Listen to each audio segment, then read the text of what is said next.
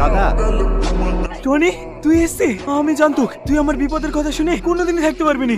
দাদা তুমি কার জন্য জেলে এসছো? তার নাম শুধু আমাকে একবার বলুন, তাকে আমি এই দুনিয়া থেকে সরিয়ে দেবো। ওই শালা ইন্সপেক্টর সামাদ, তুই আমাকে বাঁচা ভাই। ও যদি সাক্ষী দিয়ে দেয় না, আমার ফাঁসি হয়ে যাবে। খাইলে তুমি চিন্তা করো না দাদা, ও কোর্টে পৌঁছানোর আগে ওকে উপরে পৌঁছে দেবো। এই চল।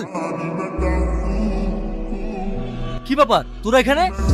তুই আমার দাদাকে জেলে পাঠিয়ে তুই শান্তিতে খাওয়া দাওয়া করছিস? খেয়ে নে, এটাই তোর জীবনের শেষ খাওয়া।